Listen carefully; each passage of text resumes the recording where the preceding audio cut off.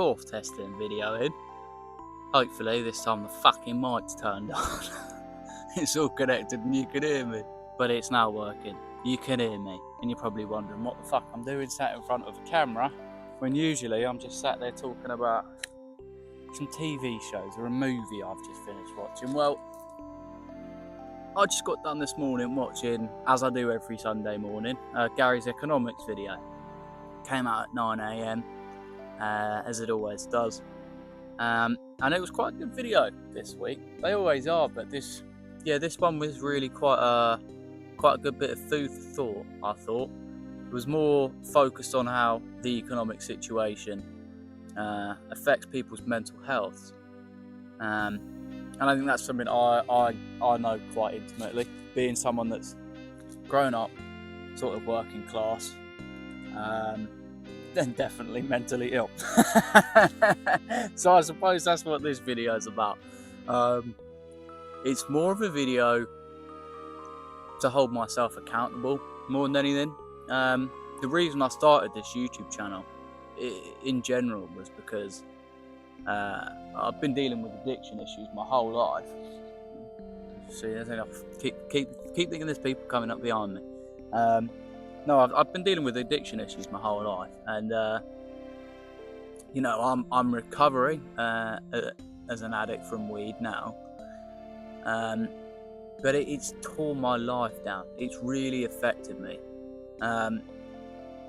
Gary's video was really insightful because he doesn't bullshit. He does say it how it is. When the economy gets worse, people's mental health does get worse. That is just a general truth, because economic situations determine people's reality. Whether you want to admit it or not, money does buy happiness. Okay, it just does. Someone who's a billionaire might not say that, because they might be wallowing in their own self-pity, but I can guarantee you someone without the ability to pay for food or heating would be very happy to have even 5% of a millionaire's wealth. It definitely does buy happiness. It's the perspective that it doesn't buy you.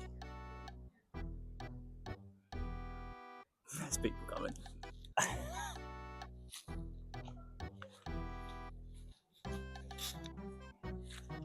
I'll be honest, those people coming along was quite handy.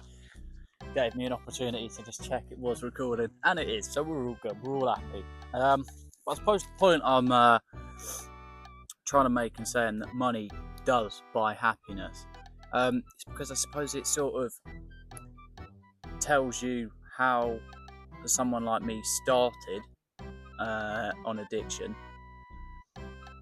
It's a pathway that's becoming more and more common for people my age, and I worry about the next generation that's coming up, because I've seen so many kids since I've been growing up as an adult smoking cigarettes and weed. I've seen so many 12, 13, 14 year olds with disposable vapes picking up joint butts or coming up to me and asking for it even at times. And it's really quite worrying, because you see all these kids going into addiction, and the reason people like me fell into addiction is not because we know that it's not going to ruin our lives. Thinking out loud on camera, it's not always the best and easiest thing, kind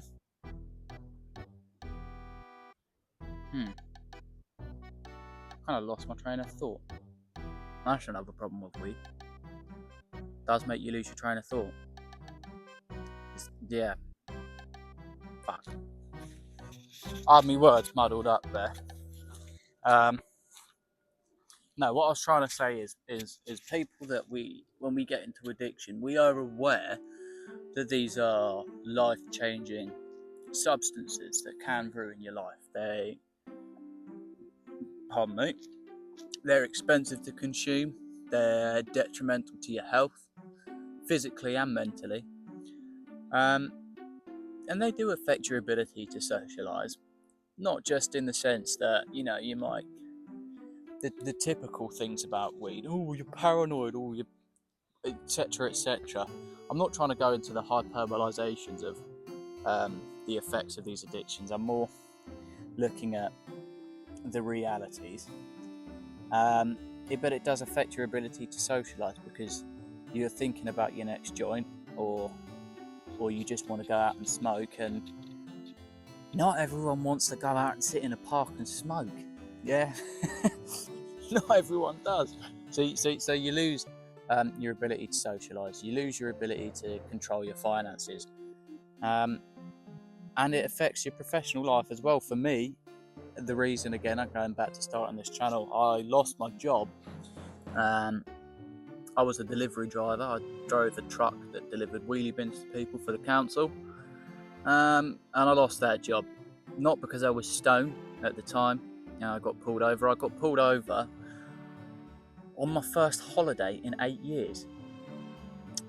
I'm 24 years old. I've worked since I was 16, since I left school. In fact, actually, since before I left school. I worked all through my GCSEs and everything. And as I say, I got pulled over on my first holiday in 8 years. So I went to Wales in February, just to go on a little road trip. As I say, I've been an addict for so long. I'm aware that I drive, or I have driven, with marijuana in my system. But as I say, I genuinely made the most effort to never drive stoned. Because if you're a daily user, you know how it affects you when you are stoned, and when it is just sat in your system and it's just normalcy, and your life is just normal. I got pulled over day after I'd finished all my bud. I've gone on that holiday to kind of give up bud, leave it behind, in a different part of the country, and just go and explore the country. Drive my new car. I bought myself a project. A Jaguar XK8, that was my baby. I loved it. 4 litre V8, it was fucking beautiful, man. 290 brake. God, she roared up the M40 to Wales, she did. But no, unfortunately, I got pulled over, and because I've been smoking for 8 years, my clothes all smell. So instantly I smelled. I got swab tested, and my blood's, when I got taken back to the station. Game over. I lost my job, lost my driving license. I've been unemployed for 2 months, and I'm trying to make it out on YouTube. No, I am looking for other jobs, but there's fuck all out there. Everything out there at the minute seems, on Indeed at least, to require a driving license. I need a driving license to go be a salesman for Windows or insurance or anything like that. I need a driving license to go work for the ambulances. Can't just be a crew member. I have to have a driving license as well. Or if I want to go work at a builder's merchant, so I need a driving license in case I need to go and deliver some building materials. All kinds of things. And it's a nightmare. And the reason I say I worry is because you've got so many people at the bottom of the ladder who don't see a way out. They work a low-wage job, like me, for a long time. And the reason we smoke is because we escape our reality that's really quite depressing, quite weighing. And that's what Gary tried to, I think, talk about a bit more in his video, is how it weighs on you when you're aware of the problems in the country, when you're aware of society around you collapsing. It really does weigh on you. I've been aware of these sorts of things since my memory really starts. I don't recall a time where I wasn't, I wouldn't like to say angry at the world, but I don't recall a time where I wasn't angry at the world for being broken. I've always been in a place where I've felt the brunt of society's shit. And I think Gary's point about how it weighs on individuals is very poignant. It's true. People like us, we suffer and we escape through substance.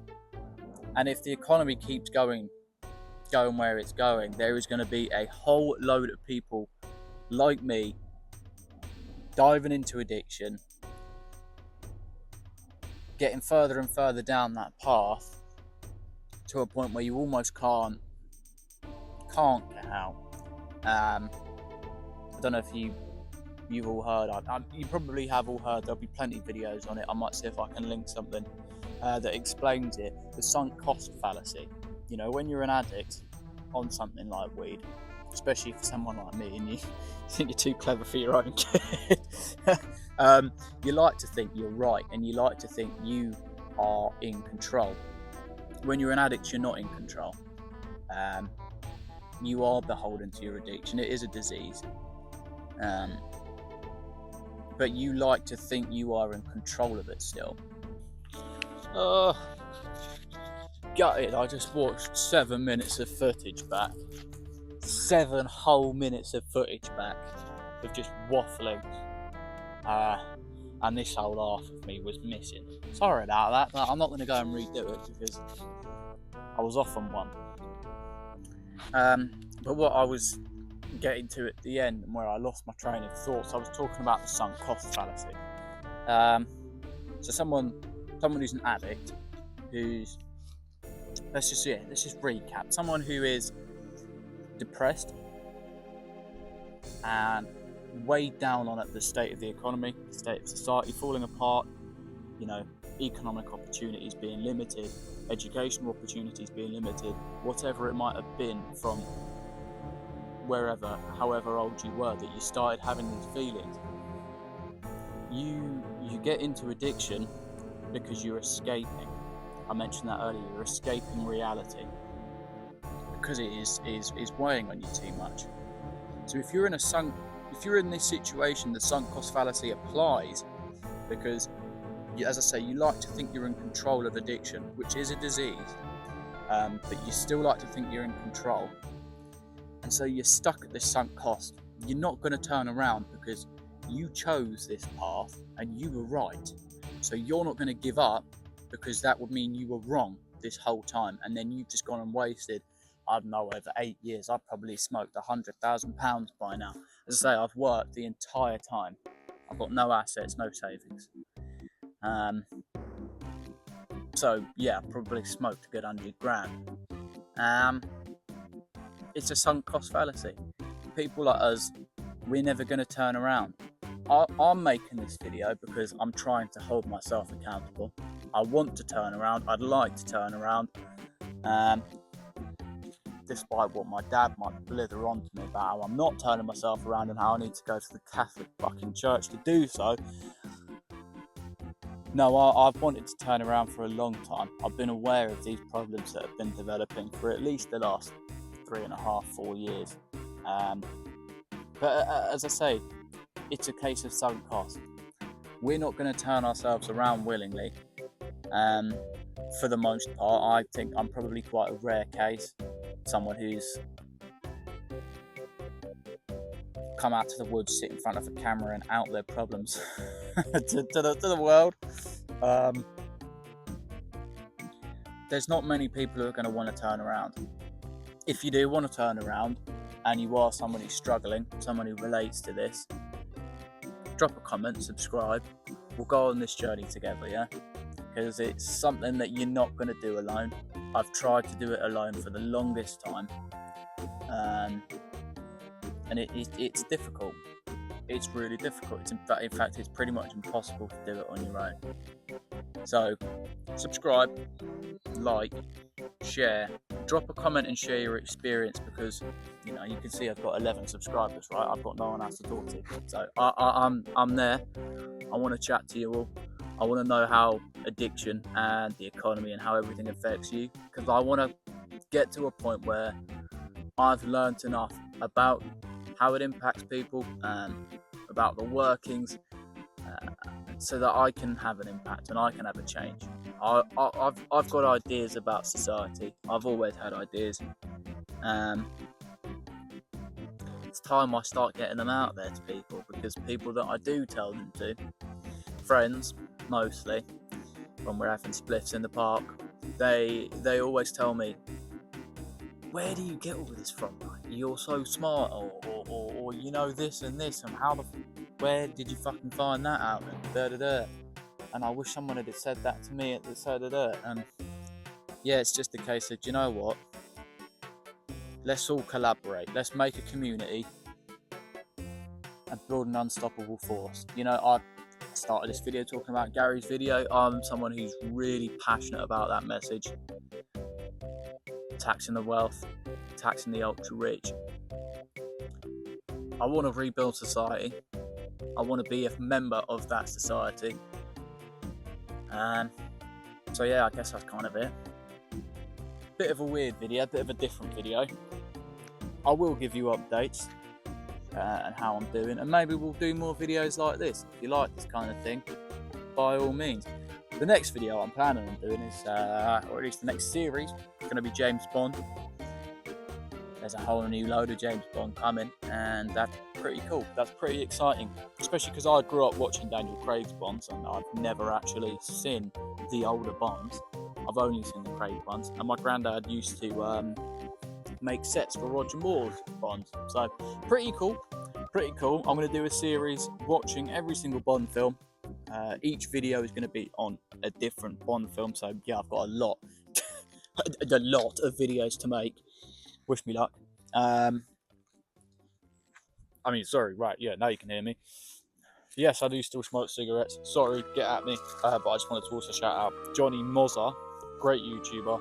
Just found his channel like in the last week. And I think he's someone who's gone through drinking addiction as well as weed addiction. And I think his channel was really interesting. So check it out as well. There's a lot of good thought food on that channel.